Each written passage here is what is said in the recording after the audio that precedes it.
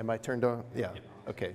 So this is our cybersecurity session. I think we have a very interesting, very diverse group up here from general IT industry, internet provider, a representative from the government, and a representative for a very specific engineering application that'll be a nice wide gamut that'll give us a lot of topical questions. So what I'm going to do is I'm going to introduce each of them, and then so that we're not setting in the way of the presentation, those of us not speaking will maybe come sit around the corner.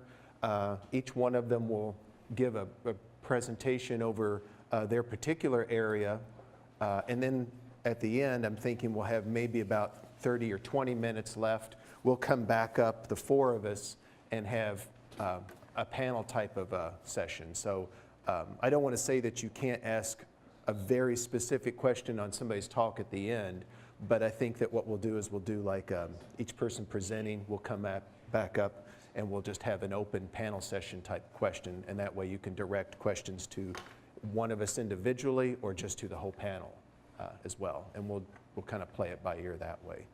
So I think that I'll introduce in order of speaking. Our first speaker is Mike Cowper.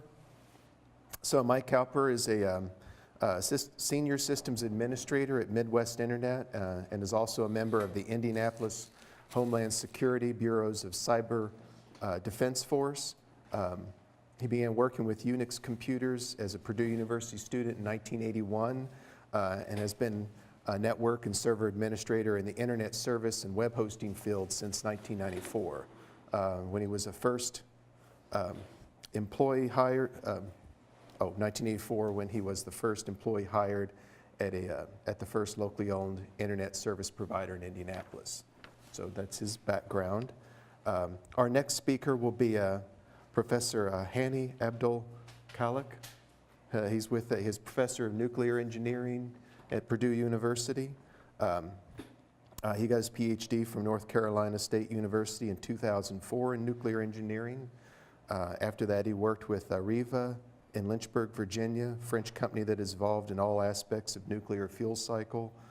He joined NCSU back as an assistant professor in 2007 and came to Purdue in 2014. And his research at NCSU has focused on the safety of nuclear reactors by developing methods to understand and predict uncertainties. So at Purdue, he started a new research track on reactor security, and he's going to discuss the engineering side of cybersecurity challenges. And then our third speaker will be Shatrice Mosley. She's the Indiana's Cybersecurity Program Director, works collaboratively with public and private stakeholders to administer the development and implementation of the state's cybersecurity strategy and policy through the Governor's Executive Council on Cybersecurity. Prior to her current role, she was the Executive Director of External Affairs for the Indiana Utility Regulatory Commission, where she led the Public Relations, Policy, Consumer Affairs divisions. And additionally, she oversaw the Commission's Continuity of Operations Plan and Emergency Management role with Indiana's Department of Homeland Security, Emergency Operations Center. She also served with as a steering committee member and advisor to Indiana Department of Homeland Security as the agency developed and implemented the first of its kind CRITEX tabletop operational exercise. That's critical exercise. Before her role at the commission, she worked for the Indiana Department of Revenue, where she was the public relations manager over several strategic initiatives, including the launch of Indiana's Identity Theft Protection Program. And an award-winning professional, she has provided public relations and strategic consultation to a number of state agencies and organizations, including the Indiana Department of Labor, St. Mary's County Health Department, Indiana Department of Local Government Finance, Indiana Finance Authority, Indiana Office of Technology, IN.gov, Governance Council, and Indianapolis Private Industry Council and YMCA. She has her bachelor's degree in honors in communications and Public Relations at Indiana University. So those are our three speakers. I myself, I didn't even write a bio for myself. So I'm Professor Chris Foreman. I've recently been at Purdue University. I'm currently at the University of Louisville. And I actually have a background in industrial controls, power industry. I used for about 15 years prior to going into academia. I was a control systems engineer at a lot of power generation plants, a lot of the coal-fired plants. And then I've done water treatment and even manufacturing, so all that stuff, and looked from the perspective of a control systems engineer into cybersecurity, as opposed to being a computer science and going into cybersecurity. I kind of did the other route as that. So I think we've got a good mix of government, of industry, of academia up here so that we can get a nice diverse cross-section across those. So with that, I'm going to go ahead and give the floor to Mike Cowper, and then we'll go through our speakers, and then at the end we'll come back up and field questions as a panel session. All right, I'm just going to give sort of a very brief introduction to cybersecurity. I will kind of introduce some terms and explain them. As Chris said, if you have some general questions, please hold those up. But if you have specific questions about something I mentioned, feel free to interrupt me. Use a disclaimer. And some of these terms you may have heard, some you've not, but I want to make sure we all have sort of a basic understanding of some common terms that you'll see. Phishing. Phishing is, if you're not familiar with it, the idea of going out and trying to get information, usually through email, but there are all kinds of other ways of phishing. Another one is vishing, which is voicemail phishing or voice calling phishing. Somebody will call you and say, you know, they need some information, try to get information out of you.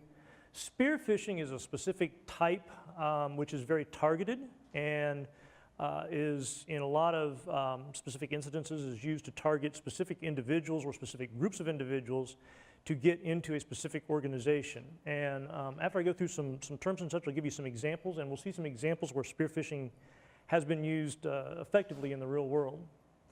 Malware, general term covering all kinds of evil software.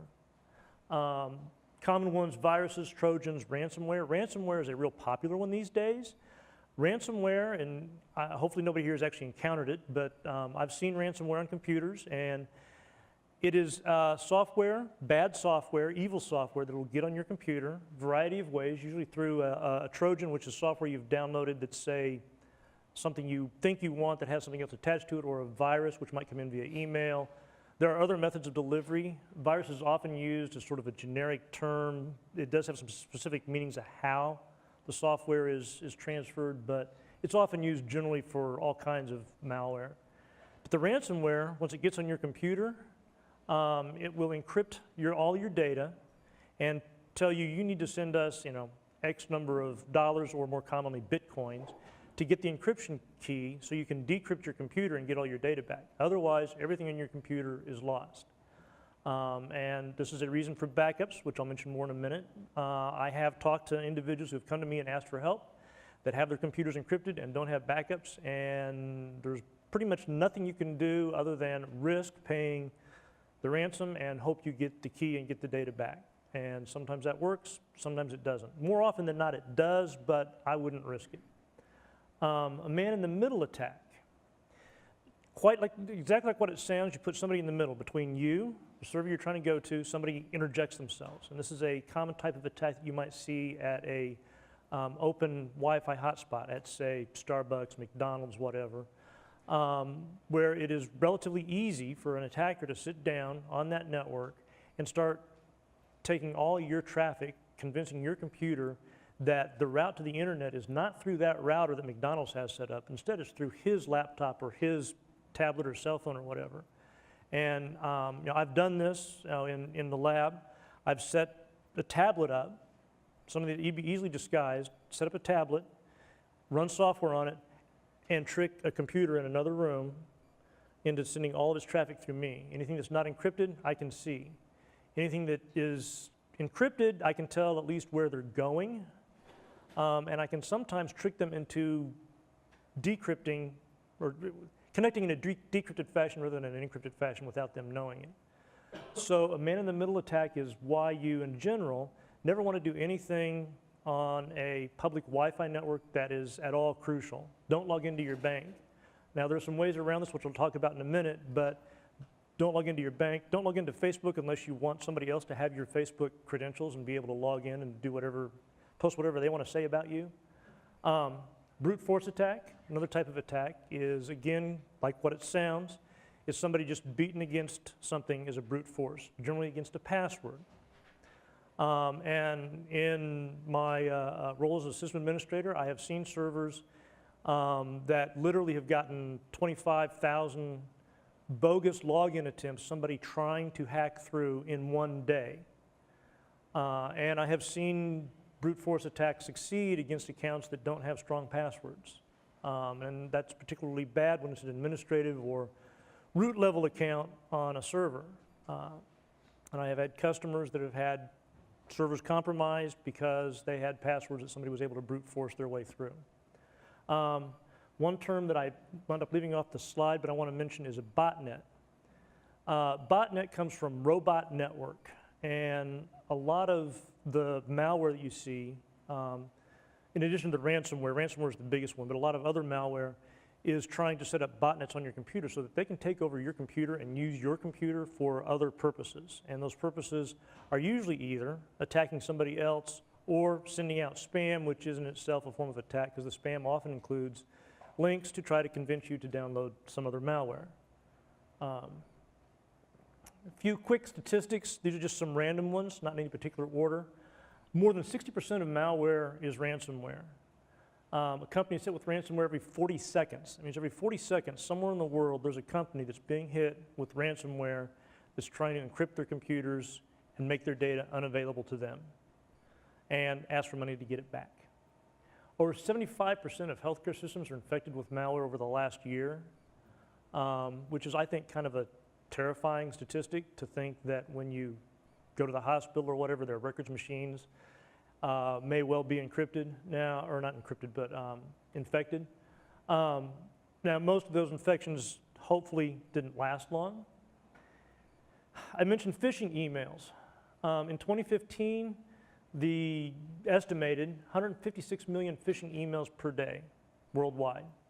80,000 of those succeeded. That's 80,000 people per day clicked on a link in an email and gave up information that they shouldn't have been giving up. Often a password or something that could then lead to something else and could lead to all kinds of bad stuff. 95% of enterprises in a recent survey reported that employees are actively circumventing corporate security protocols, which means that your university, your company, your employer, whatever, has protocols in place to keep their networks from being infected. 95% of these companies are saying that they have employees that are coming in that are doing something against those protocols, bringing in their own devices, hooking up to the network, whatever, that puts their networks at risk. So you as an individual in an organization can quite easily put your network at risk, even if they have good protocols in place, and that's apparently happening a lot. And I don't think you can see the bottom line because of all the chairs, but less than 80% of malware is detected. And I've actually, off the record, talking to an FBI researcher, he says he thinks it's more like 50%. This means that your antivirus program, which I strongly recommend you have an antivirus program, don't count on it catching everything. There will be stuff that it'll miss. And there is a website, VirusTotal, which is run by Google, which will, if you have a suspect file, you can upload this file to this website and it will run it through, I think there are over 50 virus scanners now, but a bunch of them. I have had a suspicious file. There's several that I've uploaded that, but one in particular that I uploaded, that out of their 50 or so virus scanners, 2 of them identified it as a virus. The rest of it was clean. And I was suspicious of the file. Had I been relying on my virus scanner and had I been using any one except those 2 specific ones, that virus would have gotten through. So don't rely on your virus scanners, but use them anyway. Things you can do. One of the main ones is learn to recognize phishing. Be paranoid. If you get an email, you're not expecting it, be really suspicious of it. There's a good chance that it's not what it purports to be. I get emails all the time from people that are my friends, except that it's not really coming from my friends. When I look in the detail in the email headers, it's coming from somewhere in China or Russia or wherever. Be really paranoid. Don't click on a link unless you have really good reason to believe that it's a good link. It's likely to lead you to places that you don't want to go and cause harm to your network that you don't want to have happen, which will cost you time and money to recover from, if you can. Use good passwords. Now, there's a lot of debate about what constitutes a good password. In general, the longer the better.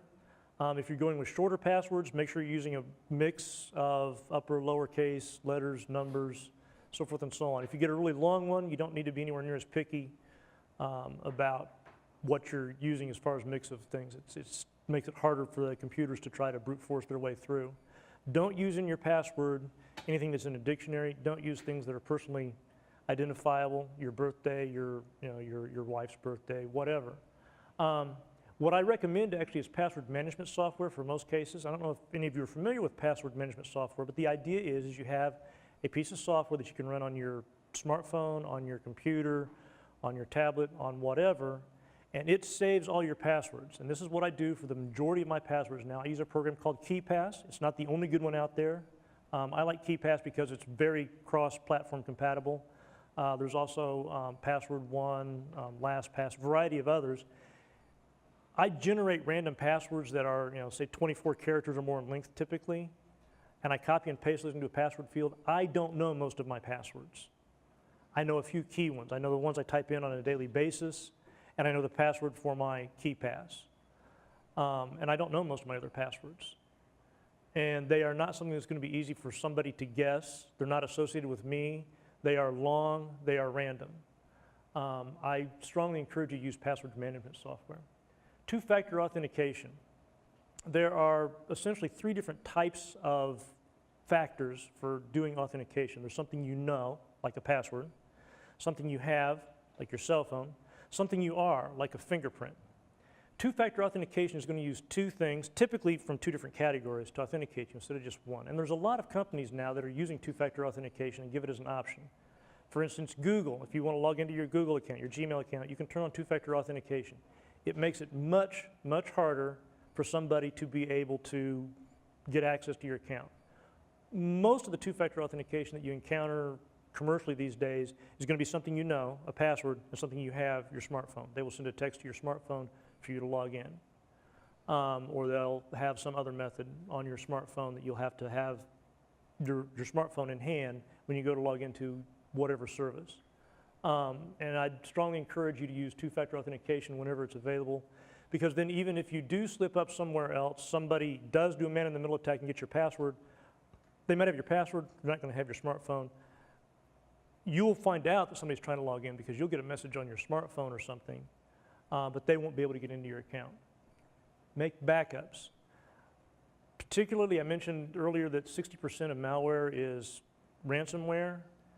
Backups. If you have a good backup that you can recover from, then when that malware hits, it's an annoyance, it's a pain, but you don't lose anything, or at least you don't lose anything since your last backup.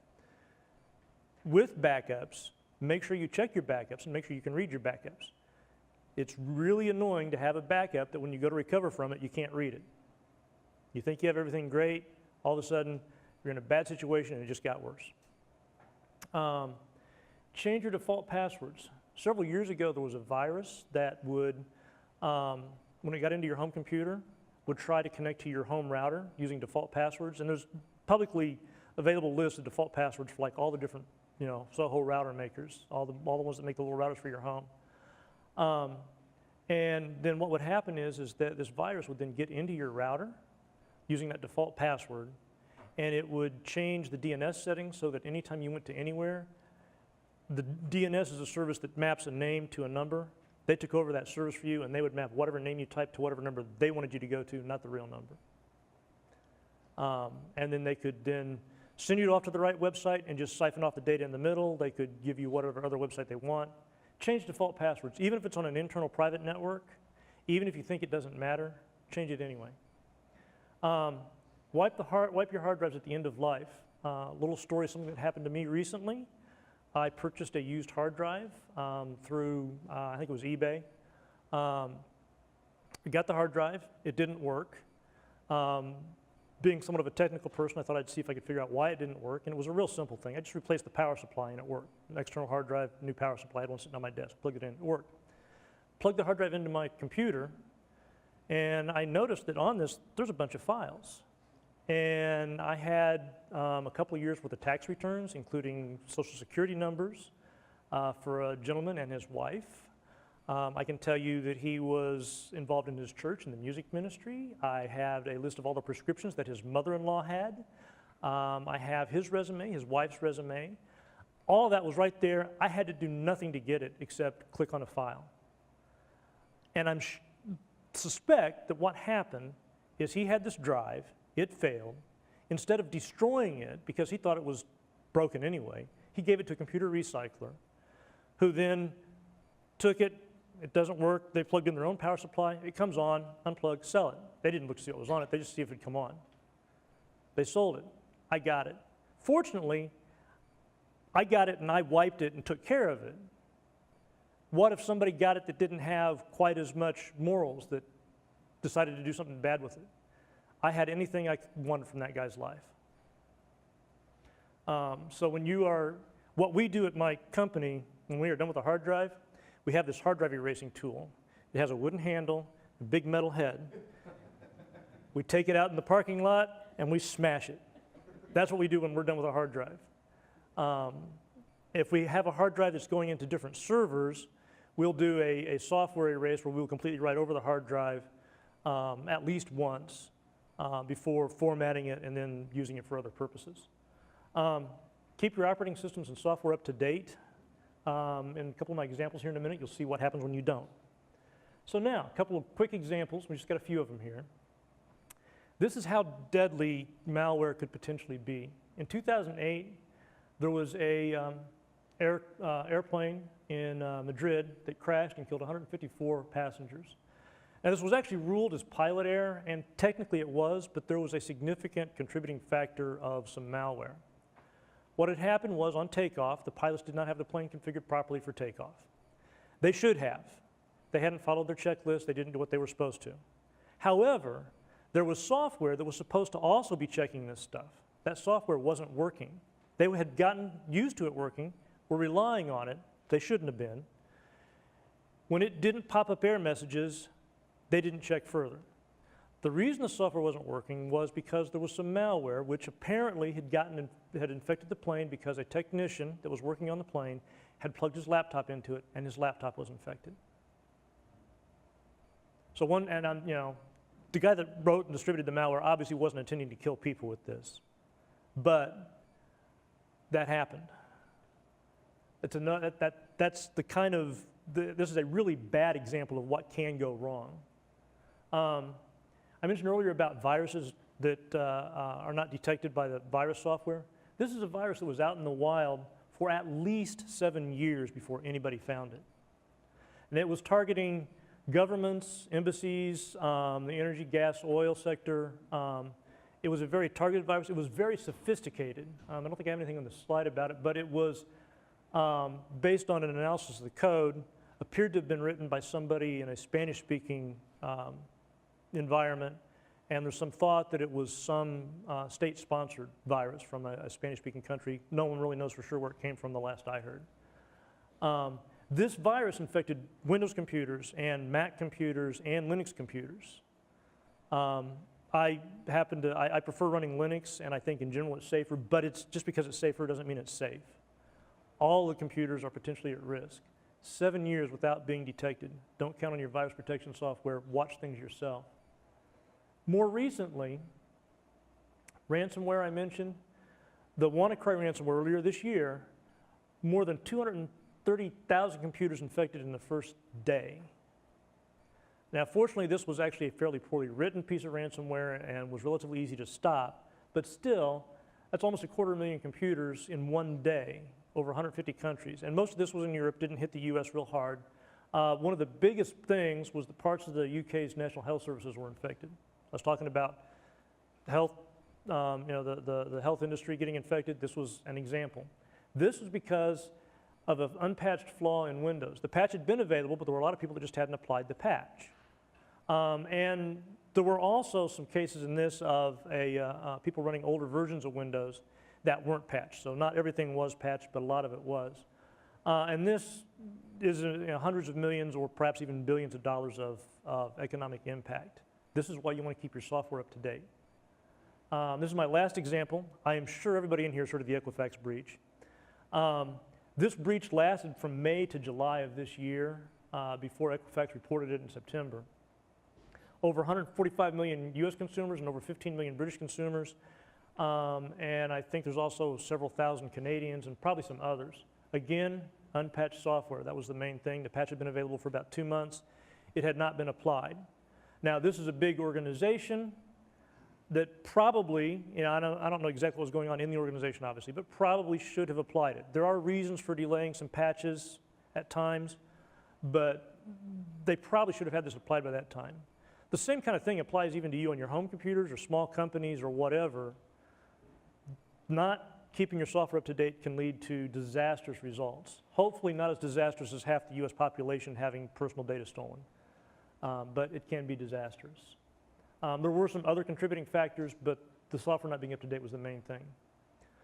So hopefully, brief introduction, you have a little feel of how cybersecurity can impact your lives, can impact the lives of either companies, organizations you work with, and I will pass it off to the next presenter.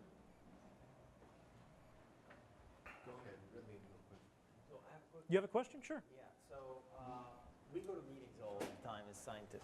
We go to meetings all the time and we get CDs and USBs and what do you do?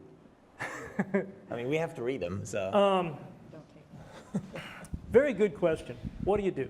So there's a thing called, just to give you an example of how bad this could be and the kind of thing you need to worry about. Then I'll talk more about what you can do about it. It's a term called a road apple. Road apple is when you find like a USB thumb drive or something laying around. And there was a conference in Europe, I don't remember what conference it was specifically, where there was somebody that was handing out a bunch of USB thumb drives to people that were conference attendees that, unbeknownst to the conference attendees, had malware on it. What do you do about that? Ideally, don't put it in your computer. However, in real life, you're going to have to on a lot of these cases at some point in time. So hopefully you trust your source. If it's from a source you don't trust, probably don't do it at all. Or get a computer that you are not so worried about, that's not connected to the internet, that's not connected to anything, put it in there. You greatly reduce your risk. Although Professor Gene Spafford at Purdue has a saying, which I'm sure I'll misquote, but something along the lines of, let's see, the only safe computer is one that is unplugged, disconnected from the internet, and buried in a concrete vault, and I'm even not sure about that one. And he's got a point. There are at least theoretical attacks that can get to you even if your computer is disconnected from the internet. There are attacks that will do things like modify the electrical pulses on the power supply so that the cable that you just plugged into, say, your computer gets some, can generate some radio waves based on modifications of the power in the line. Same thing with lines going to printers and stuff. So it's one unfortunate thing about cybersecurity is I don't know of any way to be 100% safe. In cases like that, what I would do is put it on as safe a computer as I can and turn off anything like auto run or anything that's going to automatically run software when you put something in. But sometimes you're just going to have to take the risk, and sometimes you may get caught. I have a pretty good idea of how to handle cybersecurity. I know what to look for. I have had things hacked. I have picked up. I found a micro SD card laying on the floor near my office one time. I didn't have any reason to suspect it was bad. I thought somebody just dropped it. I put it in a computer in a situation where I was reasonably confident that I could control whatever was happening and watch what happened when I put it in to see if I could figure out who it belonged to. I found porn on it, but I didn't find out who it belonged to. And so those kind of things can happen. And the story I told about plugging the external hard drive that I bought in, I was taking a risk when I plugged that into my computer. But you know, my plan was, when I plugged it in, I didn't know it had anything on it at all. I was planning on formatting it, but it's still a risk. And to scare you a little further, there are compromises that can reflash the firmware, not the contents of your thumb drive, but the firmware in your thumb drive that makes it work, that can do things, nasty things to your computer. Even if there's nothing bad on the hard drive contents and you don't see anything on them, there's no files at all in the firmware itself that can do nasty things to your computer. And I was just reading about I was reading about this a couple days ago. It was announced a couple months ago, and I just missed it. And this has not been seen in the wild, but proof of concept has been done of somebody that was able to compromise the firmware in a computer monitor. It was the one they used as an example was a Dell, but it should work on a lot of different models, to where they could, in the computer monitor, change what's displayed on your display. Not coming from the computer. The computer's displaying the right thing, but they can change what is displayed on your monitor, which means they could do things like put up a display as sort of a fake ransomware, put up a display telling you you have to pay them money. Your computer is not compromised, just your monitor. But until you pay them your money, you're not using that monitor again, ever, because they've messed with the firmware. So nothing's completely safe. As far as what to do in that case, use your best judgment and understand you're taking some degree of risk. Okay, one more question. Sure. When you uploaded that file to Google, did it tell you which virus software Yes. caught it? Okay. Yes, it did. And I've had some other cases where I have uploaded, there was one where I had a suspect email that had an attachment, and I uploaded the email and scanned it, and I had one set of virus scanners picked it up and another set didn't. And then I extracted the zip file out of the email, the attachment, and it was an entirely different set that detected it and didn't. Some of the ones that detected it as an email did not detect it as a separate zip. Some of the ones that detected it as a zip, not as an email. And there was even some other, the files out of the zip were detected by a different set. It's really hit and miss. I still recommend you use an antivirus program. All right, we'll have our next speaker go now, and we'll have some time at the end of these sessions too. I'm trying to save about 15 minutes or so at the end so that we can have general questions to a whole panel up there, and you can ask any one of us as And we can all well. debate it. Yeah, so we could do that too. Yes, I can. Okay. So first, thank you, Chris, for inviting me to this event. It's not usually the venue I go to. Mostly I go to American Nuclear Society meeting. So my background is all computational nuclear reactor physics, and I would know the difference between a firmware and a TCP/IP and all this stuff. So you're not going to hear anything computer from me. I'm looking here on the engineering side of things. If somebody passes all these security measures that are in place and they try to cause or inflict damage on the infrastructure that you have, is there any way that you can defend? Can the control system for your reactor be intelligent enough to know that it's being manipulated? I mean, the simplest example is you used to know somebody, and you know them on a personal level, and then when they start showing new habits, then you know that there's time for intervention at some point. So I'm looking at this from the engineering side. So the overall goal is to think of a way, how do you defend these infrastructure systems against attacks? And the little I know about the culture and the computer security is most of the stuff is based on a template, call it template-based approach. Like, a list of viruses, like you were saying, there's a website that has 50 different virus software. Each one of them has templates of all the things that have been identified. And the idea is to check the incoming traffic, whether it has the signature of all those.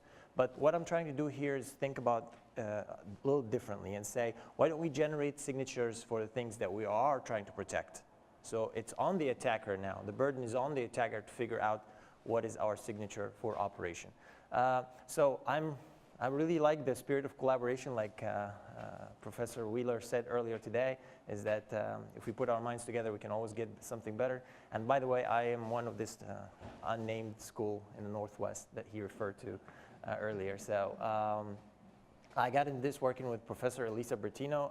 She's in the computer science department there, and we managed to get some funding from DOE to basically first start looking at this problem. So I'm not going to try to scare you or anything, but I'll just tell you maybe the status of where the nuclear reactor cybersecurity is and whether there's some concerns that you need to think about. So the main reason we started to think about cybersecurity for a nuclear reactor is everything is, we're trying to go digital. When they built these things back in the 50s and 60s and 70s, it was mostly analog. But analog technology is becoming more obsolete, and they're trying to just digitize everything, and the communications inside the reactor want to make it wireless. So we use the word cybersecurity still, even though the reactor is actually air-gapped, all the computers. And it's a terminology I just learned recently, air-gapped. So, but we still call it cybersecurity because we are assuming that there are some other ways that the virus can be introduced.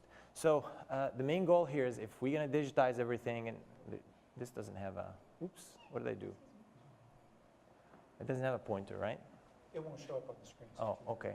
All right. So the main thing here is with the modern automatic control strategies, wireless communications, et cetera, now you can start thinking about interconnection between safety and security. Okay? Nuclear industry philosophy has always been based on, developing a very rigorous way to ensure the reactor is safe. And we use this concept of defense in depth. So we have multiple layers of defense, and each layer assumes that the previous layer has been breached somehow. So along these lines, we want to think about if security breaches can cause some safety-related concerns, like initiating accidents, et cetera. And you can't see it down there, but it says, can security breaches lead to safety-related accidents? So some of the follow-up questions, can the reactor state be falsified by a computer virus? What I mean by falsification here is that a reactor, like any other engineering infrastructure, it collects a lot of data, a lot of sensors data, and then it makes a decision. Okay? Increase this flow rate, turn down this valve, et cetera. Insert control rods to control the power. And those are based on this information that are coming in. So if I call these field data, as opposed to network communication data, which are more customly used for cybersecurity. So field data just includes the power measurements, the flow rate measurements, temperature measurements, all these engineering values. Of those can be manipulated and changed, then the control system will take the wrong decisions. Okay, and that's our concern here. So when I first start talking about this, the first thing that came to mind from most people who work on safety, yeah, the attacker can maybe increase the flow rate or something to cause the reactor to create some mismatch between the primary and secondary side, and maybe appearing to the operator that's generating less power than it should be, so they try to increase the power, etc. But there are a lot of feedback mechanisms. Those are physics feedback. So, and nuclear reactors in the US are mainly designed in the concept of if the power artificially goes up for any reason, the reactor naturally wants to bring it down. So this is called feedback. And will the feedback cause safe reactor shutdown? If the attacker is not knowledgeable and they just introduce a brute force attack, like turning off a pump or slowing down some or a valve, etc., then yes, the answer would be yes. The physics feedback will probably keep the reactor safe. But here we're thinking about stealth attackers, people who know the system, like what happened with the Stuxnet attack on the Iranian facility. So they really knew how the PLC controller works, and they understood the physics of the centrifuge pumps, etc. And the attack wasn't launched right away. It took a while to understand the system. So can the virus systematically change reactor state until it goes over the boundaries of safe operational domain? That's the main concern here. Okay, the official statement by the government, I'll let you read it. You see some words about among the most secure facilities in the nation, regulated by federal government, extremely robust cybersecurity program. I'm certainly not disputing that at all, and that's the official statement. This was given to Bill Gross, who is the NEI director of incident responses. But think of this presentation again as just get you to think about what could happen. Okay, maybe a way to bolster our defenses, like the acting assistant director for Secretary of Energy. Her name is Hoffman, something Hoffman. And in a recent congressional subcommittee meeting, they actually were talking about that on cybersecurity and infrastructure protection. They were saying that we are safe, but we should be thinking about how to bolster our securities even more, okay, in the face of this world, so with a lot of smart attackers. So the official facts is nuclear plants are safe, isolated from the internet. They have been in place since 2010. Industry-government coordination ensures integrated threat response. So you see the words, you know, they're not 100% safe. So we were always thinking of how to make it a little bit safer. So my disclaimers that I always give to nuclear engineers is this is really a hot topic, because if you tell people that their reactors are vulnerable, then you're basically telling the attackers what to do. And if you're telling the defenders how to defend, then you are also telling the attackers how to circumvent that. So what do? We still have to talk. So think of this talk as just my way of how to maximize defensibility of reactor system against all types of attack. We're just going to be thinking about elements of what we can do, and leave it to the imagination of the actual people who put this in place to figure out how to design them. So air-gapped, computers are air-gapped. Again, I think I'm going to just pass through that because you guys all know that. So cybersecurity, we still use that word, but we're actually talking about direct physical attack, infection via USB, hacking on-site, private network, all that. Data exfiltration like Mike was talking about. I think that's similar to what you're talking about, the power supply and detecting the noise. So just a wild technology about how you steal data even if they're not connected to the internet. Social engineering, et cetera. So that's not really related to my research. I'm going to assume somebody has already put some defense against those. But assuming that's breached, then what do we do next? You all know about that one. So everybody's heard of Stuxnet, right? If not, so maybe I'll say just a quick word. This was a nuclear facility in Iran that enriches the fuel, and they're based on something called centrifuge. It's something that just turns around and makes the masses, the heavier masses, just go out. So this way that you can enrich the fuel.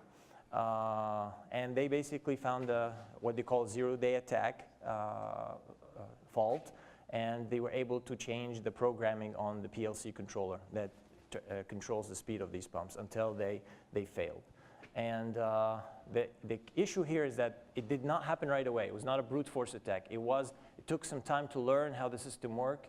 I'm guessing that they use machine learning, data mining techniques to understand how the system works. And unfortunately, that's what most of the defenders are thinking about right now, is that you start building models that can be used to detect whether the attacker is there or not. But the attacker can do the same thing, right? So they attack these SCADA systems, supervisory control and data acquisition systems. And let me just show you a picture quickly. This is what a typical thing that the reactor controller might look at. All these different points are showing you just measurements, field data measurements. And the computer takes all this data and makes decisions. Increase the amount of coolant that goes into the core, insert some control rods that reduce or manipulate the power, etc. So all these decisions have to be coordinated carefully. So let me go back to this. And I think I already talked about that. I'll just pass through that. So this is, I guess, the 007 of the future is going to be the guy on the bottom here. I found this on the internet, thought it was really interesting. So in all the movies, they look like that, but now this is our next police officer. So thus, my conclusions from just looking at this over the last couple of years is that with enough resources and persistent raw data, this is the field data that I'm talking about, can be somehow accessed, stolen, modified, etc., without raising suspicion, passing all the network monitoring system. Even the anomaly detection. So in reactors and most infrastructures, energy producing infrastructures, they always have these checks, like if there's a mismatch between the inlet flow and the outlet flow. If there's a mismatch, that means the power is not really what's displayed to the operator. There's some change. But somebody who understands the system can build models to make all these changes consistent, so they keep all these correlations correctly. If you can hijack this data, adversary domain scientists equipped with technical know-how on the safety, they can potentially inflict damage on the reactor. So the proposal that we're looking into is how you can, as I said, generate signatures for the reactor systems as opposed for the viruses. So the assumptions here that we have is the information protection measures have already been bypassed, and that's, as I said, that's the job of the computer science guys, okay? And again, we're not saying that's an easy thing. That's a very difficult thing. But think of this as another layer of defense. Raw data used for control, processed data displayed to operators can be falsified. So these are some examples of what data are falsified in nuclear reactors, but we don't have to go through that. And once this data are falsified, then the control commands could also be done in an incorrect way. So I'm not going to give you a lecture on reactor physics, but the main idea here is I just want to stress. Okay, so this is maybe the scary part to about nuclear reactor. Let me just show you first. So what's available to the attacker? Maybe let me see if I should show this one first. Oh, what is and isn't available in the public domain? Okay. Nuclear industry is one of the heaviest, one of the most heavily regulated industries, believe it or not. I mean, we're always kind of scared about nuclear accidents and whatnot, but they are much more regulated than other industries like coal industry, et cetera. So, but to do that, the NRC actually has by law to publish anything that happens in any of the reactors online. And you can find full documents online of how these reactors are designed. There are obviously some missing proprietary details, but there's so much detail about reactors out there. And there's extensive literature, studies, PhD theses, et cetera, that exist on accident scenarios. There are people who have spent 4 or 5 years of their career, numerous people who built models for these reactors. And it's amazingly how accurate they are when you compare them to the actual operation. So if you go to conferences on nuclear, in the nuclear society, you'll find most of those students presenting amazing results on comparing to real data. But obviously some proprietary detail are still missing. But my guess is that these proprietary details can be learned on the fly using these machine learning techniques. It's not easy, but I think it's doable. So there is really a strong arsenal of machine learning techniques out there, and we are using it in the nuclear community, by the way, to keep monitoring the reactor, so to detect faults. And if, for example, a pump is not working correctly, we use machine learning techniques to detect that. So if we know how to use it, the attacker also has access to the same thing. So the main concern is this lie in wait period, is that it doesn't have to happen right away. It could happen after a year. And obviously you can imagine if they just paralyze 2 reactors within a couple of weeks from each other, that's a major concern. What's available to the defender? The defender has complete details about the reactor design, modeling details, and history of operation. Modeling details here, what I mean by it is, that's I think the crux of this, is that the models that the operator or the defender will have will not be exactly the same as the models that the attacker will have. Attacker is always trying to approximate what the defender has, right? So when we use machine learning, if you're familiar with machine learning techniques, how many people use data mining, machine learning, neural networks, that kind of stuff? Okay, so let me just tell you quickly. You're basically think of fitting a polynomial. You have a lot of data coming to you, and you're fitting a polynomial to guess how these data are correlated, okay? So you can make predictions in the future, okay? So these approaches usually capture first-order variations of the data, but they don't capture the details. So the approach that we're looking at here is how can you use higher-order correlations to distinguish between the models that the attackers could have and the models that the defender can have, okay?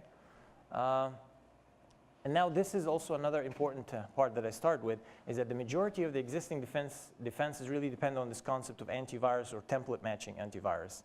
And what we want to do in here differently is to think about creating signatures for the system that's being protected rather than the incoming traffic. And I think that shifts the burden to the attacker.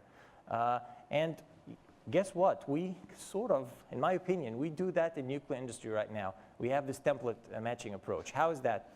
When they go to the NRC, the Nuclear Regulatory Commission, to get permission to build that system or operate it on the public land, so they have to prove that it's safe. And the way they do that is they have a list of accidents. Somebody smart sat down and thought of all the possible accidents that could happen.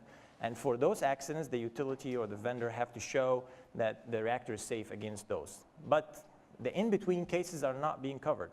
And you can think about that the same way as a template matching. We have preset conditions that we're safe against, but new cases or in-between cases are not there. And that's actually exactly what happened at the TMI accident. I'm sorry, 3 Mile Island. TMI, I keep saying TMI.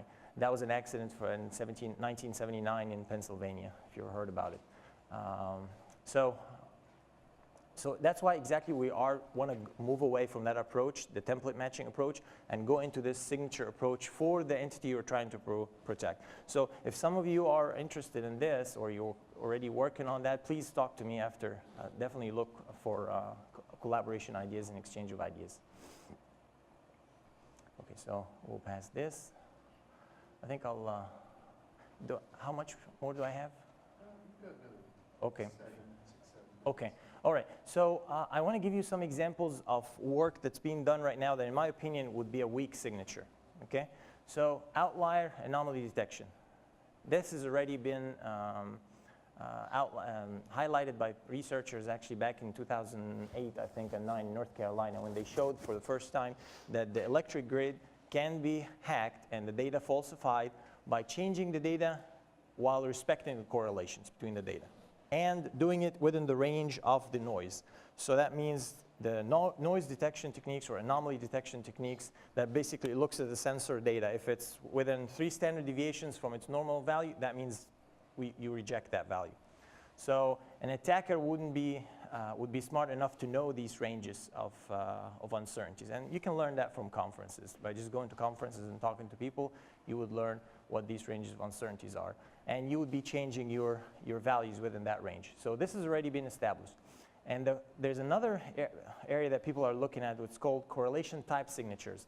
What that means is they know how the system operates, the defender, I'm talking about the defender, and they have some correlation structure in place. So for example, as I said, for a reactor is just something that generates heat, and the heat produces vapor that goes to a turbine to generate electricity. So there's a coolant that comes in to pick up the heat and then comes out, to go to the turbine. You're generating some power. So you can easily do some energy balance to know what the temperature of the outlet coolant should be relative to the inlet coolant, right?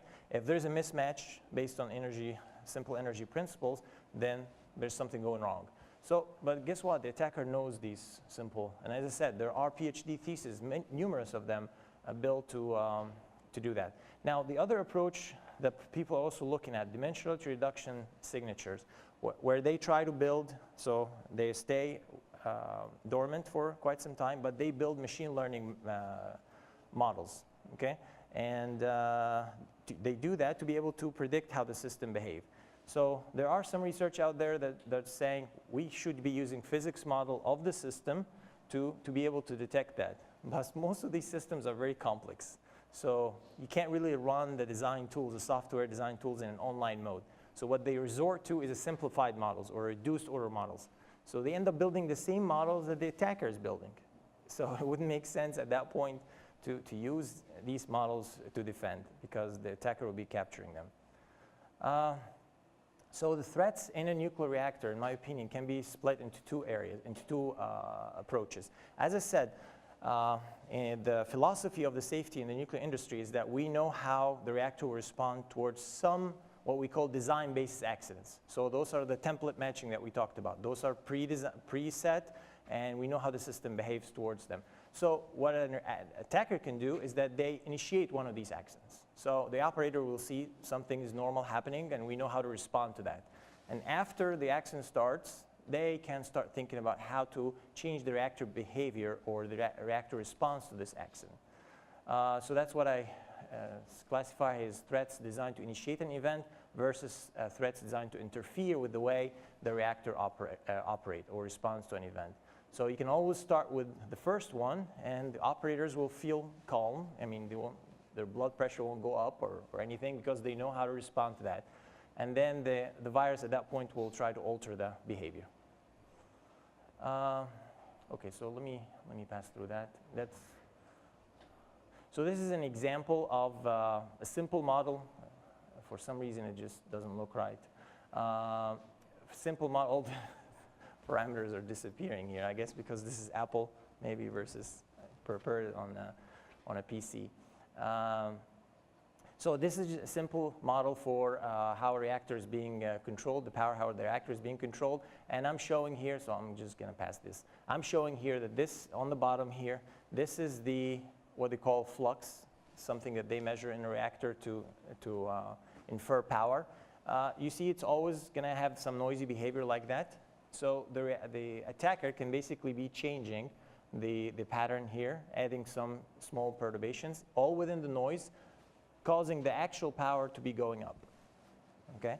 And the operator will only be seeing the one on the bottom. Okay, we call that FDI flux, falsified data injection flux. So for the operator, I mean, everything looks fine based on the simulation model that he's using. And the reason for that is because the attacker is using an approximation of that model. Okay? And in online mode, operators usually don't rely on the design basis codes, which take a long time to run. They use these simplified codes, as I said, to run, to control their systems. And that's exactly what the attacker could do. So current work, adversarial learning of reactor state. That's what I'm currently looking at. I just published an initial paper there.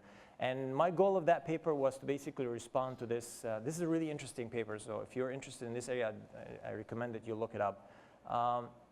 He is actually, the researchers there, they are reviewing a lot of different work that was done to protect system against these data deception attacks. And the conclusion from these papers is that we have to have what's called a model-based defense, that we have a physics model that we use to decide whether things are being manipulated. But the argument I'm making here is that these models could potentially be learned by the attacker as well, okay? And at that point, you have to think of creating signatures. So we argue that such approaches are really not going to be effective against resourceful, persistent attackers that are usually state-sponsored and they have lots of resources. Like the Stuxnet attack. So I think that's, I'm going to stop here. Conclusions. Motivated and persistent attackers can learn very accurate physics model. As I said, there are many students out there, and the model-based techniques, in my opinion, are not effective, and more sophisticated defense techniques should be required. So I want to recognize my collaborators. The initial work was supported by Sandia National Lab with a small grant. And I worked with Katrina Groth. She's right now in the University of Maryland, Lon Dawson, Christopher Lamb, and Mitch McCrory over the last few years. And then recently we got a grant from DOE, NEUP, that's a program for nuclear engineering universities to get funding to support research. And I'm working with INL and North Carolina State University and Purdue University. So I'm really open to exchanging of ideas because this is a very hot topic that's important to all of us, not just the nuclear industry, but a wide range of infrastructure. So I think Chris will have my information, so if you can just... And we may even have copies of some of these slides available on our website afterwards. So if you just write Hanny and Purdue, you will find me, and please contact me. I'm really open to collaboration, and I don't think I'm the smartest person in the room, so I definitely like to think of what your ideas, and maybe we can put our minds together on this. All right, thank you.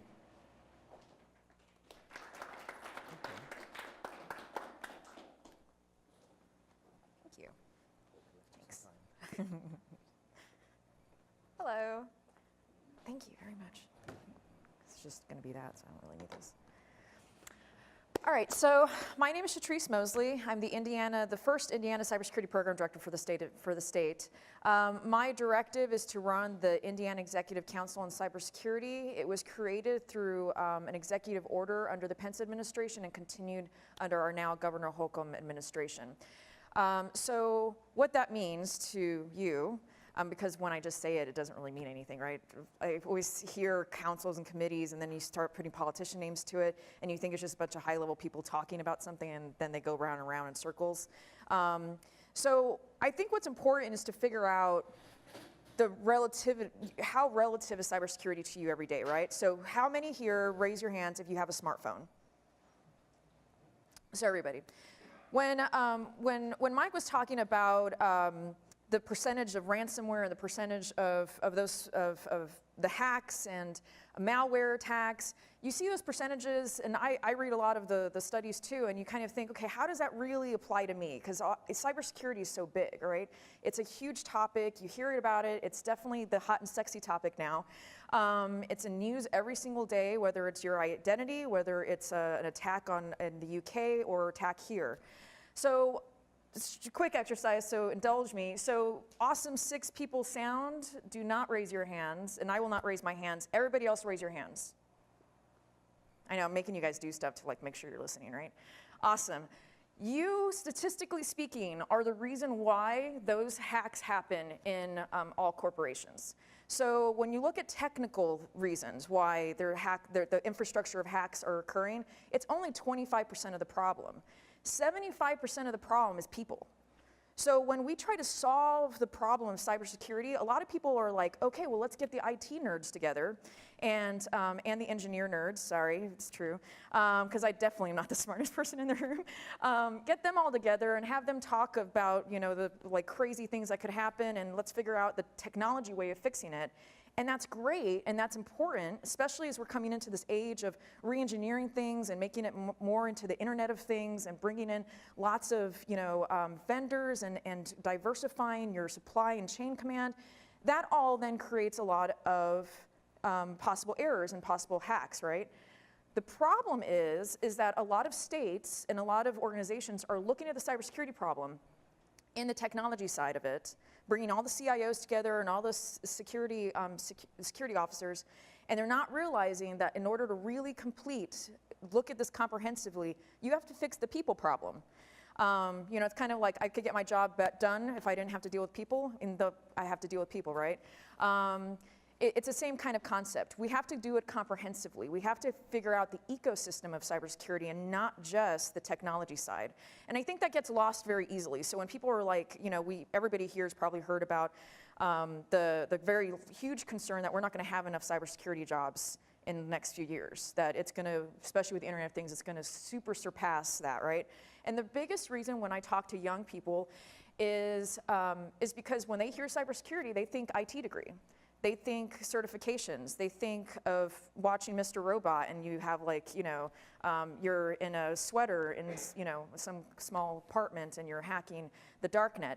That's what people still think because of what we were brought up. And for a while at the beginning, it was that, right? It isn't that anymore when somebody can create an app on their phone while waiting on their Starbucks coffee and also distribute it or use a very simple, you don't even have to know code, get execution apps and put in name and they spell check it for you now, so it's not like the Prince of Nigeria scam anymore. It's not as overt anymore. It really is smart. It's social engineering at its finest, right? Hackers have understood this for a while, which is why they've been so successful. They understand that, you know what, we can keep up with the technology very easily. If anything, we're probably creating the edge of technology. We're probably doing it better than a lot of those corporations. What they're not focusing on, but we are, is the people. The people factor is the problem. So if you have a smart device, if you have anything plugged into a wall, you are part of the problem. So my job, because that seemed like very like, oh, well, what's the point, right? My job is we're never going to solve it 100%. I mean, our speakers are 100% right. I mean, you have an evolving threat factor that is always going to be ahead of the game, right? The problem with government, I know this is going to be surprising to everybody here, we're a bit slow. When you add bureaucracy, when you add politicians, when you add egos, when you add, I mean, I'm really just exhausted when I talk about that with my job. But when you look at that aspect of it, you realize that you have all these levels that you have to get through to even make a little bit of a change, right, in government, which is frustrating to everybody and their mothers, right? But when you look at the hackers, right, they're congregating online and being able to execute a full DDoS attack or be able to do that within hours, right?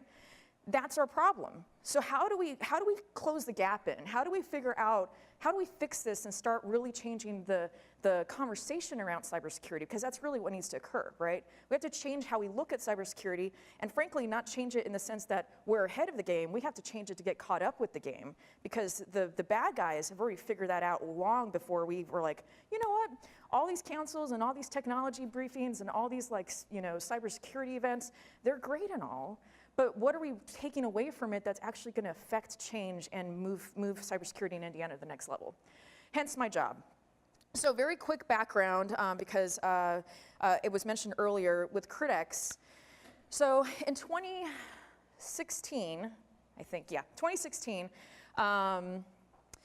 so what happened, I was the Utility Regulatory Commission, and so it's one of those things where it came across my desk. I had a utility and people who had really great ideas about doing an operational exercise to show the utilities who are a bit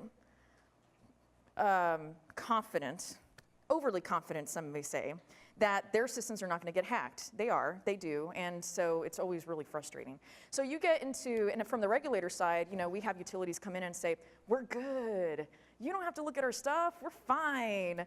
And from our side, we're like, when we're looking at rates and we're looking at approvals, we do have to rely on the subject matter experts, but there was just something to miss, right? There was just something where I was like, as the executive director, that I was like, yeah, but what if something bad happens? Do you even know who you're gonna call? And again, like a big surprise, right? Even our own state government didn't know who to call. Even our own agency didn't have a plan. So I walked in and I was like, well, I can't go and preach this message to the utilities if we don't even have our continuity operations plan. So the need was there, and so I assisted with that, and then in deciding that and figuring out these partnerships and figuring out the only way to do this is not to do it through one single entity, right? That's the other problem with cybersecurity. Somebody wants to be the cybersecurity czar somewhere, right? Whether it's a federal level, whether it's a state level, whether that's an organization, and it's too big for any one person to solve, it's too big for any one person to figure out. It needs to be an ecosystem of a lot of smart people coming from various angles and their own expertise, right? So in developing a tabletop exercise that was focusing on water energy nexus points, which means that the energy was going to go out and the water was going to go out, and it's going to be a scenario of there was nothing for 10 days. And so what happens to society, what happens to emergency response planning, because we all may be nice people right now, but you take away water, you take away that like kind of Maslow hierarchy of needs, our safety, our security, we get really mean as human beings. We're not nice people, really. Like, our innate nature is not kind, it's survival, right? So you would have like the nicest kindergarten teacher who like loves all the kids, and she will totally like put all those kids in a like room and not care because she has to go feed her own kids and she has to take care of her own self to survive, right? I mean, it's like the zombie apocalypse thing that we hear, but it's true. So when you look at those effects, you have to figure out then what is the main line that we need to fix, right? So when you talk to any critical infrastructure place, all of them will say, don't take away our energy or we're screwed. And if you take away our energy, then we don't have healthcare, we don't have water, we don't have, it creates this like cascading, really dark effect that really has happened before and will happen again. So we were like, okay, well, considering that and nobody knows who to talk to, we probably should get people in the room to figure out what they would do in this scenario. And it turns out we all screwed up, right? We don't even know like who to call, who to talk to. A lot of people don't even know the players in the room. So you don't ever want to be the first time you really figure that out to be an actual emergency. So that was what the tabletop did. And then what we learned from the tabletop was that there was a huge communication gap, there was a huge collaboration gap, but everybody cared about this one topic. So that is where the Cybersecurity Council was created. Out of that was, we said, okay, why don't you have, like, as an executive director at the Utility Regulatory Commission at that time, I was being invited to like 10 meetings that all said the same damn thing. It was the most frustrating thing. And you even had like half the time the same people in the room even. So I'm like, you heard this like last week, why are we still talking about this? And we're not moving. And then like months went by and I'm like, oh my gosh, I like don't want to go anymore, but it's so important that you feel like you have to, right? So how do I make it so that we have all these parallel efforts in Indiana, and federal, and local, and private sector, and public, and military, and academic? How do we get all these really smart people who have a very different perception, but they want to solve the problem all in one room? So the Cybersecurity 1.0 version, because it's, you know, it's cyber, so I like 1.0, 1.2. 1.0 sucked. And so what happened was they got a lot of really smart people where you had politicians in the, like 30, 50 people, politicians, CEOs, CIOs, IT programmers, so even people below that. And guess what? After meeting 3, we all said the same damn thing over and over. Okay, we know there's a problem. And then the people who are directing it were like, okay, well, we need to solve the problem. So all of you executives, which I don't know how many of you work for executives, but you never give an executive, like good tip, never give an executive blank piece of paper. They haven't been doing that stuff for a long time, right? They have people. They have people at least give them something to tear apart per their experience, which is okay. That's how that works. That's what happens the older you get and so on. So when you figure that out and you say, okay, well, cybersecurity, which is already a huge term, go fix it, executives, and bring us actual real results, it's just like crickets. And so then what happens is you have like one IT person who talks way too much and just totally lost more than half the room because they just went into like way too much detail. And then you have a policy person talk about how the like world really works, you know, compared to like how that world operationally works. And then the operations people are like starting to get pissed because the policy people are like, well, why can't we just do it? And the policy people are like, that's not how it works. And then you just kind of go into standby. That is how these cybersecurity councils work.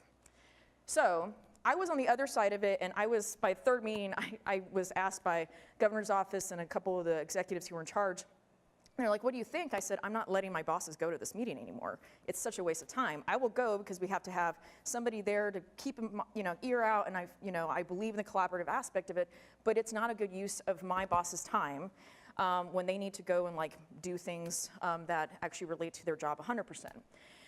So here's a good tidbit. I never criticize anything without giving solutions. So I said, but if you had structure around this, if you figured out a way to make it so that you got the depth of knowledge as well as the breadth, you make it comprehensive, you figure out what the ecosystem is, I would do that. I would have them come to that because I need to know what I need to do, right? So when you say that to a couple people, they're like, well, do you want to fix it? So hence Cybersecurity Council 2.0.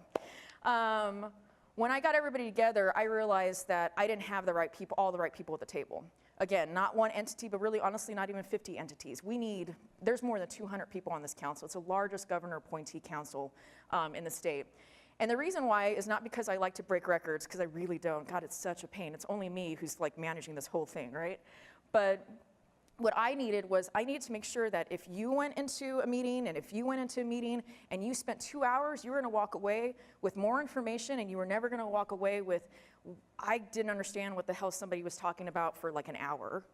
And also I didn't get to speak up because somebody, because when you get a lot of type A personalities in a room, they all like to talk and they love to hear themselves. So, and show their expertise. But if you pull it in the sense that everyone's an expert in there, you really can create some really great collaboration, right? So what I did was I broke it up into vertical groups and horizontal groups. And the reason why I say vertical is these are the kind of, as you can see, critical infrastructure sectors, right? Government services, figuring out who to contact, get our own story straight, because depending on what conference you go to, if somebody's like, well, who do I contact in the state of Indiana if a cybersecurity attack happens? It depends who's in the room, what that answer is, right? Somebody will say it's enforcement. Somebody will say it's Homeland Security. Some will say, call your grandma. I mean, it really kind of goes all across the board, right? So then we have our finance sector, defense, energy, water, wastewater, communications, healthcare, elections. That's a new one. And then we also, because they're big and they're called out specifically on the executive order from the governor, economic development and workforce development. And then the horizontals are kind of the other things that are a little bit like they just run across all of it as well, these two as well. So you have our PII, public awareness and training, emergency services, cyber sharing policy, cyber pre and post incident, legal, insurance, local government, and strategic resources. Now, how this council is different from any other state, and believe me, I tried looking because I really would much rather steal from other states than to be the first to do it. Unfortunately, that's not the case. So we'll see how this works. But how we really needed to do it was the breadth, right? So these topics come up in a cybersecurity forum all the time, right? Every single aspect of this. How do we share information? How do we protect our information? Those are the kind of items that come up, right? And then you start talking to the energy sector and the healthcare sector and the election sector, and they have their own nuances, right? I mean, very much like our previous speaker. There's a nuclear regulatory commission who has a crazy amount of regulation, right? That's not going to be the same as the water. So their discussions about cybersecurity and preparedness and what they need to be the best that they can be is going to be a little bit different from water. So when you have those two people sitting at the table, there may be some sharing of ideas, but more than half the time, one is going to dominate that conversation just because we're people, right? And you're going to walk away and you're like, I really didn't get too much out of that kind of thing, right? So what I needed was the depth. So if per the executive order, this council is supposed to not be a talking council. It's supposed to actually create, implement measurable objectives, that's quote, to move strategy with cybersecurity in Indiana to the next level. So if I'm giving the ability from the governor, who signed this himself and has personal interest in this, saying, it's not good enough to tell me the big ideas, and it's not good enough to tell me how to we gotta fix it, but you have to tell me the programs that we need. You have to tell me where we're at now, where we need to be, and how we're gonna fix that actually step by step. How much money is it gonna take? Who is it gonna take? Because when I come back and I say, okay, Governor Holcomb, we really need an Office of Cybersecurity, or we really need a program to help with A, B, and C, the first questions is gonna be, who's it gonna take? How much money is it gonna be, right? Because it's taxpayer money. So why are we not answering those questions from the get-go? Why are we not creating a business plan and going through research and planning and implementation, and just as importantly, if not more important, evaluation of those measurements to see that we actually did something with this, right? So we have, and then having the chairs and co-chairs, I always like using workforce development because I feel like that one is such a good offset, is we have our workforce development commissioner in charge of this, Indiana Workforce Development. But who's second in chair? When you hear workforce, you're like, okay, so maybe like a, I don't know, leadership one or whatever. No, how about Department of Education? Because it doesn't matter if we talk about all these solutions in workforce development, if we're not starting K through 12, when people have already made their decisions, if we're wanting to really affect change of how things are gonna be different and the culture of cybersecurity, we have to start with the young ones, right? When my 5-year-old can get into my system with no problem, and I'm like trying to struggle over there and hit like a bunch of buttons, that's scary. How is he gonna be when he's my age, right? Hopefully richer. Okay, so that's a lot of what we're doing on the Cybersecurity Council level, and I think the biggest thing is figuring out and making sure whenever we're talking about engineering, whenever we're talking about those things, that cybersecurity, I know this, like people love to know that they're special. I would like to think that I'm special in this world, but this is not a new topic either, right? This has been around for decades. It's hot right now because of media and social media and how much more we divulge, right? But it is something where from the beginning of creating, and it's a lot of times it's because of regulations or because of need, that we create these we create these systems quickly to get the job done, not realizing we should have backtracked and thought, how are people gonna actually attack? And when all these systems were created 20 to 30 years ago, a lot of them weren't thinking in that realm. They didn't think of the hacker, they didn't, anonymous didn't exist, right? So they were only thinking, how do we most effectively and efficiently move things and get our stuff done? So now we're backtracking. And what's unfortunate, though, when I talk to a lot of engineering professors, is that you have a lot of great minds coming up with the next best thing and not doing penetration testing on their old system to see where the holes are, not looking to see where the attack vectors are. So we're basically going to be repeating history if we don't change the conversation of cybersecurity now. So that's basically it. I want to make sure to leave enough time for you all to question us and also then eat. So if you have any questions, then feel free to reach out to me. Look me up on LinkedIn, or I'm sure he'll have information. So, all right. So yeah, we'll all come up here, and if you have any questions for Shatrice or any of us, certainly let us know then this time. I mean, I'll ask a question if they like. Sure, so you go ahead and kick it off. And kick it off. So a question that I get asked on a regular basis is, what's the craziest, scariest thing from a personal perspective that I've learned from other people? So how many here have rented a car? Ever rented a car? Yeah, right? Okay. So when we're talking about devices and putting things into things and putting yourself at risk, how many of you have charged your phone using the USB connector in your car, in a rental car? Okay.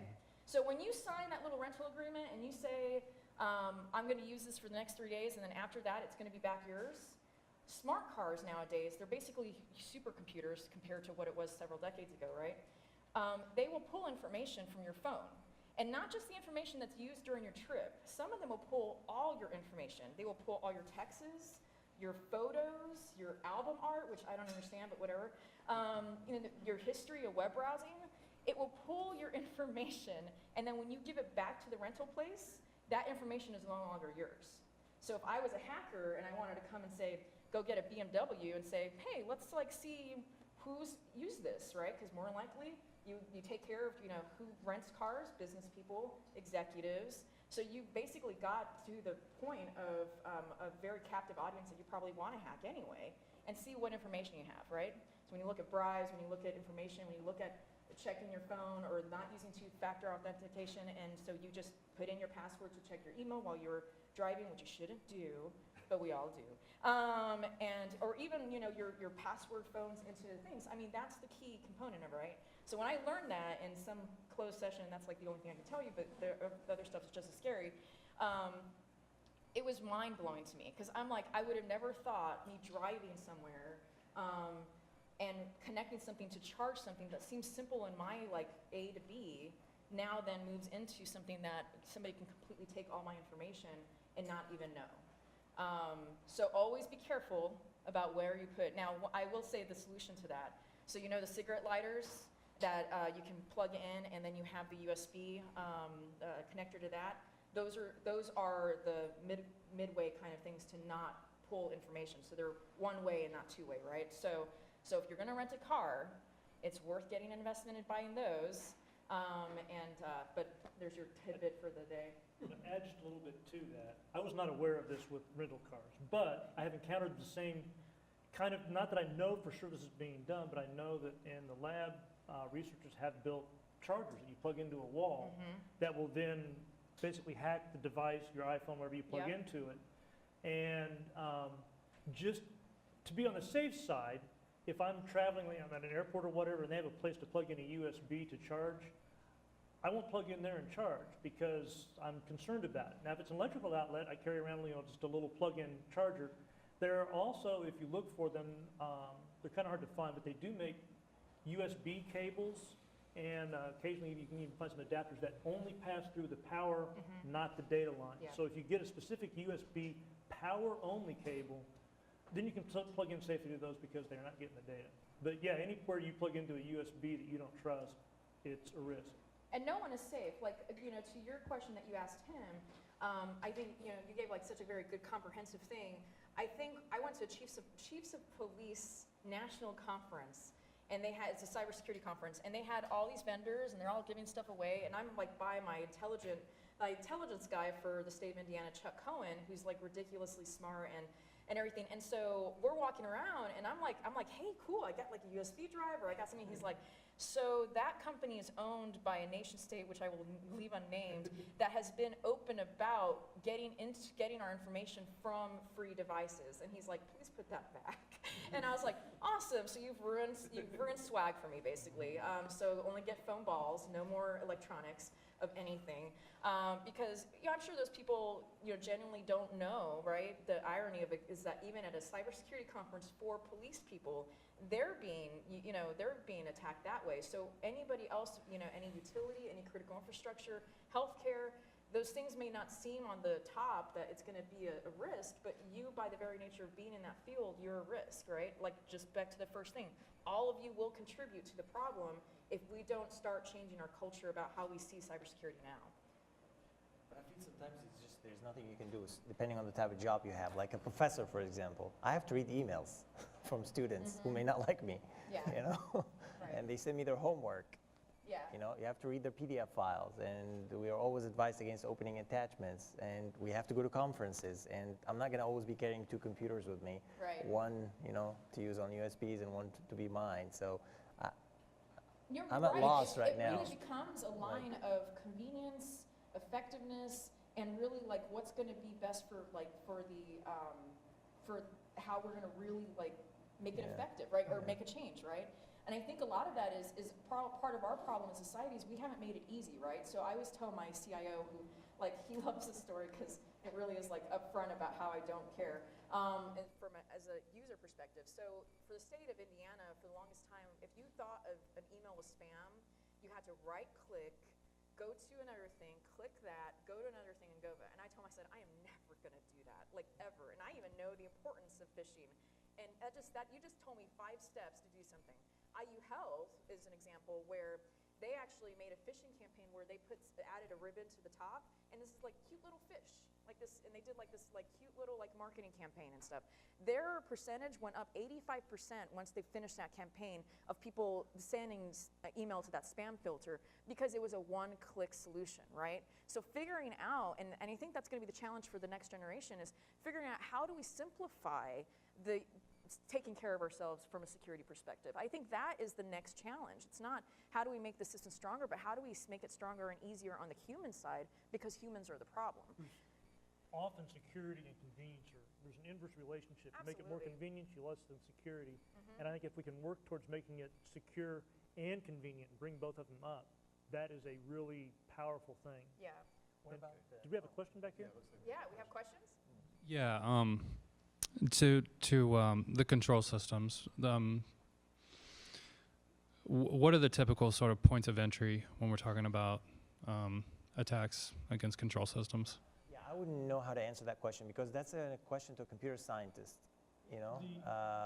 But so you guys can probably answer that, yeah. I may have an answer or two for that. You Yeah. can tell me when I'm Yeah. wrong here. I've not been inside a nuclear reactor. I have a little bit of background in physics, but not that much. A common type of vector to infect something like that would be getting somebody, and use social engineering inside with a USB thumb drive. And I was talking earlier about how you can make a thumb drive that the contents may be fine, but the firmware is different.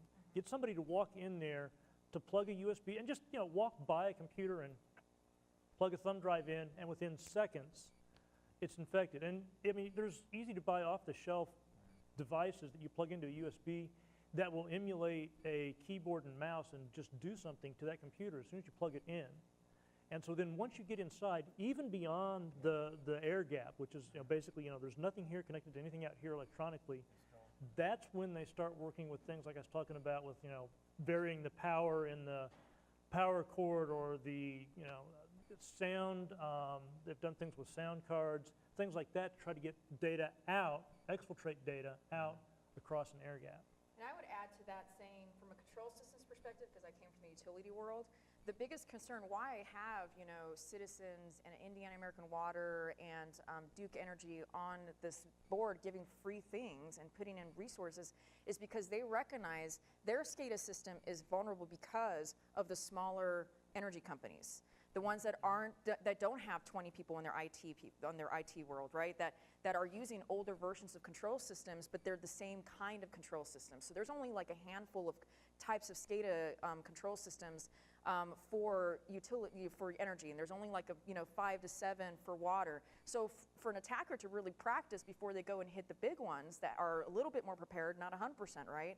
Because there's still that people factor, recognizing that them strengthening the small ones really actually strengthens their posture. So a lot of people are like, how are you getting all these really big people to like give you stuff and like give you free advice and stuff like that, and want to say, here's our incident response plan, let them go and steal it and stuff, because by the smaller companies and organizations and them protecting their control systems, and even if it's to the point of here's some training for your people, here's how do you like phish people so that you can test your, if your training is being effective, that brings up their posture in cybersecurity for those larger companies because they're all connected, right? I mean, when you look at our critical infrastructure pieces, they're all connected some way, right? Energy is being brought here from Florida because it's all connected through, our MISO footprint, our regional transmission footprint.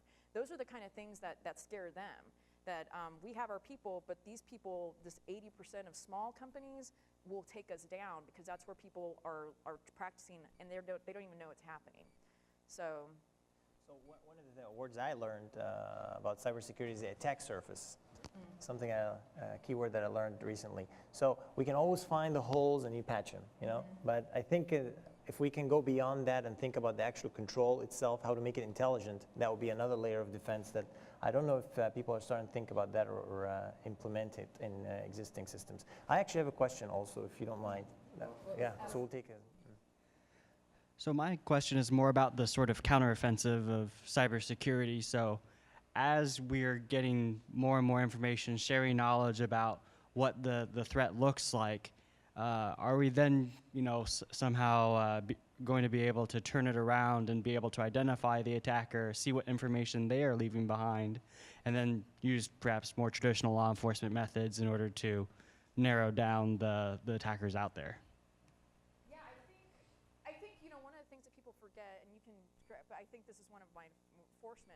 when I talk to FBI and Secret Service and USDHS and obviously our state police is that everything that is cyber that attacks is a crime.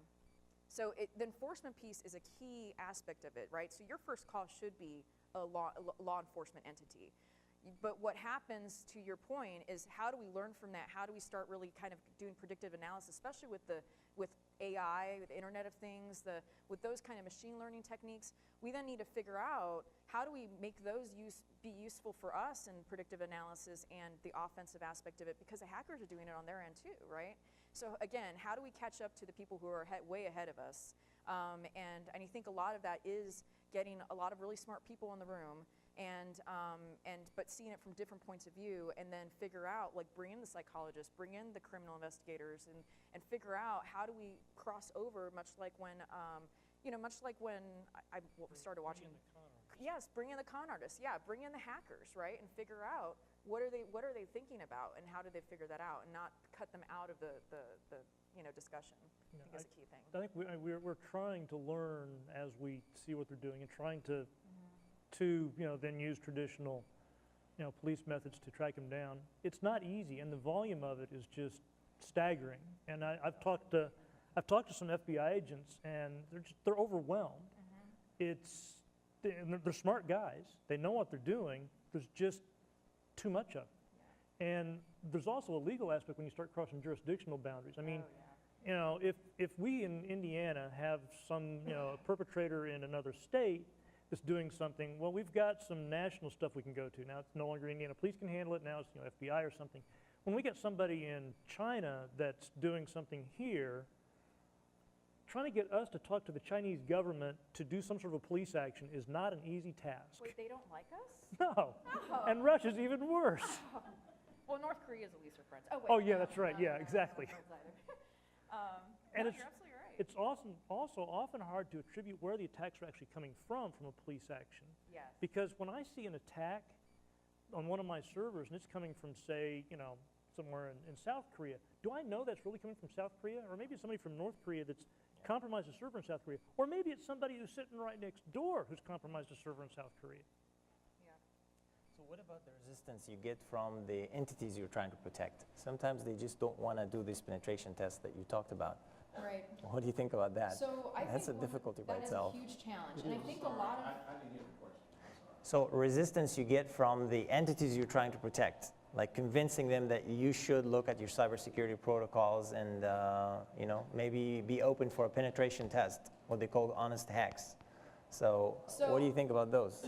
That is a huge, so the purpose of the council, I always remind the people on the council, is this purpose of this council is to serve the underserved, right? To figure out how do we get to the, I always say, because I don't know, I'm always hungry by the time I talk about this stuff. So, the cupcake owner, right? How are you going to convince me as a cupcake business owner that I should care about cybersecurity, right? Because I'm not a critical infrastructure, I'm not a nuclear plant, I'm not energy. But I'm still a part of the problem because I take your credit card information, I have employees, I may have great-great-grandma's proprietary super secret cupcake mix that everybody wants. How do I realize? And the biggest thing I think the challenge is again to that change of culture, the change of communication is we have to change the way we talk about cybersecurity. We have to look at it as a business operations problem and not an IT problem.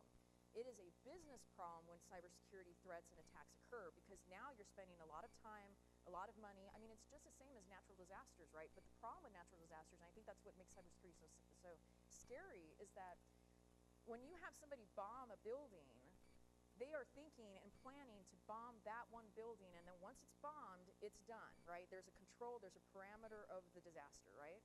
Cybersecurity is not thinking, like when we had the Madison County hack in Indiana, where we had a government agency, our local government hacked and ransomwared, and they lost a lot of information. It was not a very good thing, right? When that happened, nobody somewhere around the world was like, you know what, I'm gonna get those Madison County people today, and they attacked Madison County. What they attacked was they knew there was a vulnerability due to lack of patching or a system vulnerability. They send that out, that happens instantaneously, right, across the whole world. And then now you're going and knocking on a whole bunch of doors, and you get into a door, and it doesn't matter who it is, because if they have a system, they probably have money, right? So that is what's scary about cyber, is that it isn't an ending thing. We're still seeing WannaCry variants from May, right? We're still seeing effects of other viruses and other malware and ransomware, because once that one version comes out, then the hackers are saying, that's a great idea, I'm gonna go and do my own thing, and people won't be able to detect it, and so how do I then get across that? So we have to change how we talk about cybersecurity and make it a business problem, where it's your problem as an engineer, your problem as a student, your problem as a business owner, your problem as a manager, and not it's our IT division's problem, or it's just my computer vendor's problem.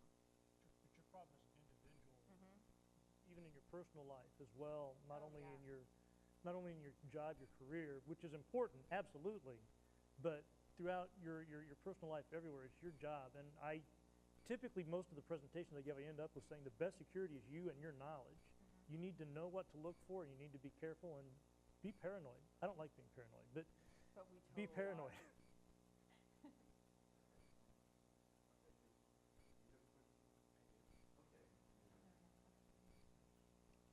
So I think some of the discussion sort of maybe draw a parallel, but you talk about an adapting threat, and that makes me think of a health virus or bacteria or some sort of infectious disease, and sanitizing, very similar terminology.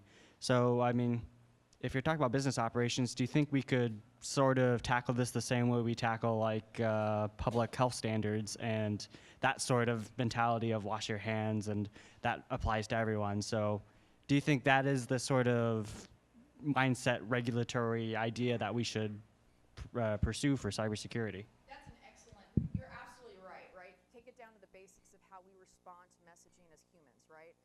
So that phishing email that IU Health did, their campaign and marketing was actually very similar to the hand washing campaign. Like, so all you have to do is step one, and then you're done, right? Wash it for, ABC and that, right? They made it as simple and almost like looked like that kind of model, because as nurses and doctors that use technology every day, they would respond to that. So you have to know your audience and how you really need to communicate and educate people for it to be effective. So no, absolutely. I think that is where we are needing to change the conversation so that it's actually understandable to people. It's quite scary to consider that the Wi-Fi connection is so weak. So do you have any rule of the thumb, since everybody uses Wi-Fi every day for any connection or most of the connection? So what is the rule for being safe with Wi-Fi? My general rule of thumb for Wi-Fi to be safe, and it's changed recently. Used to be you're safe if you're using something that's encrypted with what's known as WPA2. And unfortunately, you kind of have to learn a little bit of technology to do this. And if it wasn't, the way to be safe was a VPN. These days, I'd pretty much recommend VPN, period. And there are a number of commercial VPN providers. And let me explain a little bit what a VPN is, a virtual private network.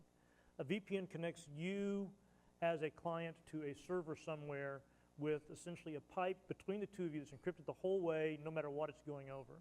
So if you have a good, properly encrypted VPN connection to some server on the network, no matter how many Wi-Fi's it's going over before it gets there, as long as you can trust the server you're connecting to, it's going to be safe the whole way. And so to make a safe Wi-Fi connection, my recommendation would be to use the Wi-Fi for your underlying network, and it's convenient and wonderful, and I use Wi-Fi all over the place.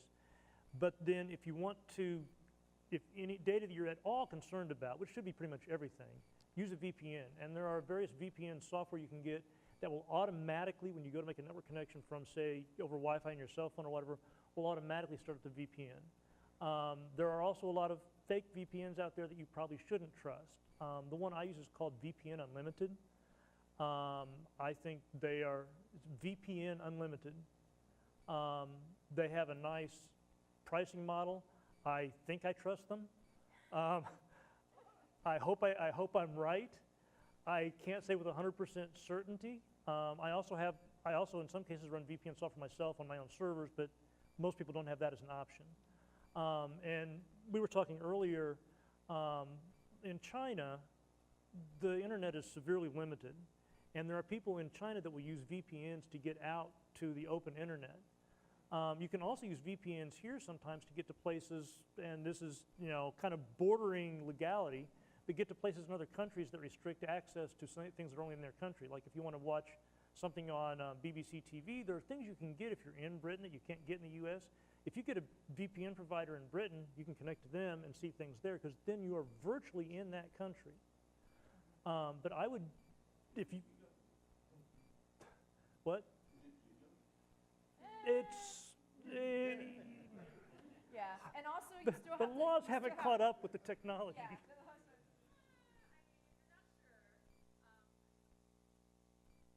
Now is when I'm out and about traveling and stuff, I don't even use the wireless networks. I just like make my hotspot the thing I use. So I do that more often. yeah, a I lot more do. than I used use to. my phone, so I know I'm using it. It's closed, it's verified, and then I VPN in addition to that. So Now, anything that is going over will be Even then, there are some concerns, and some of this comes back to some legal issues, because at least for a while, some of the cellular companies were tacking on their own headers to any web request you sent out. So Verizon, for instance, was at one point, if you were on your cell phone, and this would be safe from hackers, some third party coming in, but you weren't safe from the company you were trusting, Verizon, and they were tacking on a header to every web request, and it wasn't, you didn't see it, it would go to that web server, and then that web server could track you, and they could share that data among multiple web servers, and the way they were doing it was such that a hacker then could actually get some of that tracking information.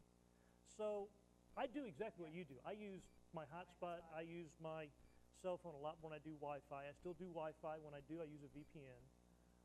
But even then, there's a matter of trust, and you're going to have to trust Verizon or AT&T or whoever your cell phone company is. On to that also, to your point, business operations sometimes just takes precedent, right? I mean, Yeah, so there's the other aspect of like, you know what, I can't get into my phone, there's a wireless thing, I have to send this email. It's just gonna be one of those things where you kind of like have to suck it up and do it. But, and I think then when you start going down that path of like the doomsday, like anything you type, somebody's tracking it somewhere, right? Whether that's Google or that's, and God knows they're selling that stuff to a lot of people. So when you start going into that, it's like, well, what's the point then, right? Why do we even care? Like if everybody has my information, if Equifax just gave all my information, and that's only because we know about that, maybe TransUnion and the other ones have already been compromised, we don't know. What does it matter? Well, what matters is, definitely from the business side, you can control what's accessing those more controlled environments. On a personal side, and frankly, one of Equifax's legal arguments right now in the big case, which will be very interesting for lots of reasons. Oh wow. It would have been so cool if it went across all. It wouldn't have been cool, just a little. But one of the things that they're saying is Equifax is feeling like they can't be held responsible for their breach, even if it was negligent on lots of ways. And the reason why is because you're the problem. It's kind of like when people, when that Super Size movie came out so many years ago, and people were trying to sue McDonald's for them being like having heart disease and fat, and they're like, we could probably don't help in it, but you can't blame us because that could be hereditary. That could be the Twinkies you ate. That could be the Burger King, our competitor's food that you're eating. So there's no way that you're going to be able to say that that's only us and we're going to be responsible for your illness, right? Well, identity theft is considered the IT illness of the world, right? So they're going to say, well, are you on Facebook? Are you on Twitter? Do the other creditors have your information? Does your mother have your information? Do you share anything? The fact that you're actually connected is going to be, I think, the next legality aspect of saying, well, nobody really can be held accountable on the negligent side because we all have our information everywhere. And that is where I think from your perspective, and while infuriating as that is on so many levels, that is where we need to change that culture. We need to change that tone where there needs to be a responsible factor for the businesses who hold our information, but also we have to say, but we're being responsible too. And I think finding that balance is going to be key in changing the way that we see cybersecurity. I think we have lunch, so do we have any other pending questions? If you have one, let's do that, and then if you have any other questions, you can actually contact any of us on the panel by email. Our contact information's up there, so I think we would welcome that. But Yeah, absolutely. It's not so much a question as a comment. One of the interesting aspects of cybersecurity is what I perceive to be a lack of aggressive action to to think about a scenario in which we cannot stop this kind of behavior and cannot stop this kind of intrusion into our systems. And that the obligation we now have is to figure out ways to deal with it better when it does occur. Your example of making sure you have a backup, something we do. But as the Internet of Things becomes more and more pervasive, the number of intrusions in various areas and the problems it causes are going to escalate exponentially. And we need to think of better ways to let systems gracefully decline and degrade and bring them back up in ways that minimize the disruption to society. That is going to be a severe challenge, very much related to the cybersecurity, but it's a challenge on the other side.